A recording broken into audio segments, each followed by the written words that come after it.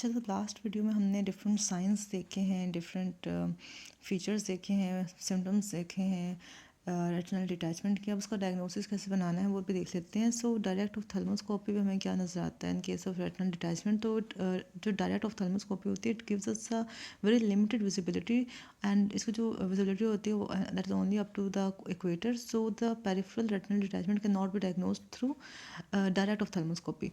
इसके लिए हम कहते हैं फिर indirect ophthalmoscopy with indentation when done.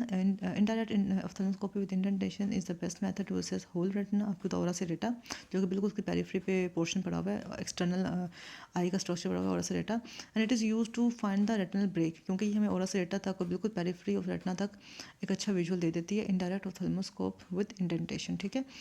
Third method is Goldmann 3 mirrors. ये एक पुराना मेथड है but it is very effective. It gives us the visibility of the whole interior of the eye including the angle of interior chamber. So इससे हमें अच्छा एक idea मिल जाता है कि ब्रेक कहाँ पर हो रहा है। Goldman 3 mirrors. ठीक है। तो डायरेक्ट ऑफ्थेल्मोस्कोपी भी देख सकते हैं, इनडायरेक्ट ऑफ्थेल्मोस्कोपी विद इंडेंटेशन भी देख सकते हैं, और गोल्डमैन 3 मिरर्स से देख सकते हैं हम रेटिना को। इसके अलावा आई का भी एक अल्ट्रासाउंड होता है, इसको हम अल्ट्रासोनोग्राफी कहते हैं, बी स्कैन कहते हैं। एक ए स्कैन होता है और एक बी स्कैन होता है। ए स्कैन बेसिकली जस्ट एक डायमेंशन में हमें आई का व्यू देता है, जबकि जो बी स्कैन होता है हमें बाय डायमेंशनल या 2 डायमेंशन में आई का व्यू बताता है, and it confirms the diagnosis of retinal detachment in cases when the retina can not be visualize. For example अगर कैटरैक्ट है या विट्रस हेज है या कॉर्नियल ओपेसिटी है, जिसकी वजह से हम पीछे रेटिना को नहीं देख सकते ना, इंटीरियर स्ट्रक्चर्स ही ओपेसिटी कॉज कर रहे हैं, तब हम अल्ट्रासोनोग्राफी या बी स्कैन यूज़ करके डायग्नोसिस कंफर्म कर सकते हैं रेटिनल डिटैचमेंट का। ठीक है। अब एक बात तो है कि रेटिनल डिटैचमेंट हो गई, रेटिना में ब्रीच आ गया ड्यू टू एनी रीज़न। ठीक है। उसको हम ट्रीट कैसे करेंगे? तो इसका ट्रीटमेंट होता है सर्जिकल होता है। डेफिनेटली एक स्ट्रक्चरल डैमेज है तो सर्जिकली ही ट्रीट हो सकते हैं। So the goal of surgery is to seal off the communication between the vitreous cavity and the sub retinal space, क्योंकि उन दोनों दरमियान में ही फ्लूइड भर गया ना, और वो आपस में कम्युनिकेशन में आ गया है। So our goal has to be to seal of the communication between the vitreous cavity and the subretinal space। ठीक है। क्योंकि रेटिना इटसेल्फ तो ब्रेक कर गया ना, तो सब रेटिनल स्पेस एक्सपोज होगी टू विट्रस कैविटी, तो हमने इसको सील ऑफ करना है। अब स्टेप्स क्या होते हैं सर्जरी के? 4 इंपॉर्टेंट स्टेप्स है। Number 1 is to localise the retinal break, कि वो आया कहाँ पर है, ब्रेक कहाँ पर है, लोकलाइजेशन होता है retinal break. Second is to drain the sub retinal fluid, जो फ्लूइड वहाँ पे भर गया था हमने उसको ड्रेन करना है इफ़ नेसेसरी, अगर ज़्यादा है। ठीक है। थर्ड स्टेप होता है sealing off the retinal break. हमने उसमें पहले उसको लोकलाइज किया, वहाँ पे जो फ्लूइड पड़ा हुआ था उसको हमने एक्सट्रैक्ट किया। ठीक है। Third step is to seal off that communication, ठीक है, between vitreous and the subretinal space, and we do this by using aseptic inflammation around the break.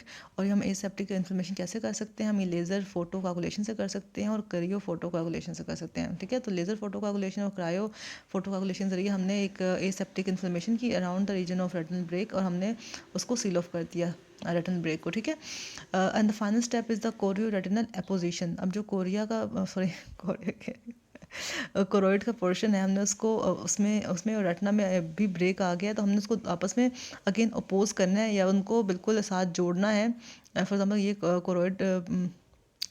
Choroid की लेयर पड़ी हुई है, आउटर लेयर, और ये रेटिना का है, तो हम वी वांट कि दोनों आपस में चिपकी रहें साथ में। ठीक है। तो हम जितने भी अभी मेजर्स करेंगे यू विल सी कि उसका पर्पस होगा, यही होगा कि हम कोरियो रेटिनल अपोजिशन कर सकें। The first method is scleral buckling. As a name indicates, जो स्क्लेरा आउटर वाइट पोर्शन होता है, हम उसको उसमें ऐसा कुछ ऐसा मटेरियल यूज़ करते हैं कि स्क्लेरा पर प्रेशर आए एक्सटर्नल साइड से, ताकि जो कोरोइड है वो और इनर रेटिना आपस में अपोज रहें या जुड़ी हुई रहें। ठीक है। स्क्लेरल बकलिंग को हम एक्सटर्नल टेम्पोनाट भी कहते हैं। विद ये हम करते कैसे हैं? With by the use of local explants और encircling bands to approximate the retinal pigment epithelium with the sensory retina. Definitely जब बाहर से प्रेशर आ रहा होगा तो जो पिगमेंट एपिथेलियम होगी उसके पास कोई रास्ता नहीं होगा, तो वो सेंसरी रेटिना के साथ अपोज हो जाएगी या उसके साथ ज्वाइन हो जाएगी। तो so that the aseptic inflammation हमने ऊपर कराई है to seal of the breaks around the retina, inflammation में कराई है, created gets the time to bind the retinal pigment epithelium with the sensory retina। ठीक है। ताकि जो ब्रेक है वो बंद हो जाए और वो दोनों लेयर्स आपस में यूनाइट हो जाए। ठीक है। Around the hole it is indicated in the fresh retinal detachment with simple hole and multiple holes. ठीक है। तो फ्रेश में जो ज़्यादा कॉम्प्लिकेटेड ना हो रेटिनल डिटैचमेंट, उसमें हम सिंपली स्क्लेरल बकलिंग कर सकते हैं और इससे काफ़ी हद तक फ़ायदा हो जाता है। Second method of chorio retinal opposition is pneumatic retinopexy। Pneumatic retinopexy, as I mean, it is something about air, right? तो इसमें हम एक्सपेंडिंग गैसेज यूज़ करते हैं SF6। मुझे नहीं फुल फॉर्म नहीं आती, सिंपली बस आपको पता होना चाहिए कि एक्सपेंडिंग गैसेज हैं, ठीक है। हम एक्सपेंडिंग गैसेज यूज़ करते हैं, they are injected in the vitreous.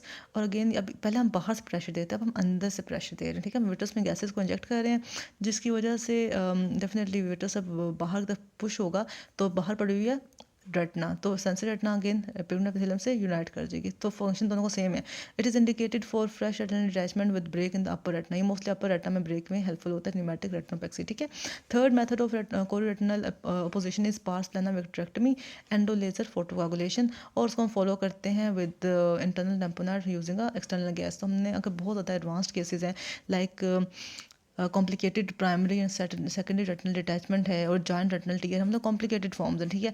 उसमें हम क्या करते हैं, विट्रस ट्यूमर को रिमूव कर देते हैं, रेटिना को हम फोटो कोगुलेट कर देते हैं बाय यूजिंग एंडो लेजर, और इंटरनली हम ना विट्रस ट्यूमर में एक्सपेंडिंग गैसेस डाल देते हैं, ताकि जो रेटिना है, वो जो रिमेनिंग रेटिना है जिसको हमें फोटो कोगुलेट नहीं किया, उसमें जो सेंसरी लेयर है वो उसकी पिगमेंट एपिथेलियम के साथ यूनाइट कर जाए, ठीक है।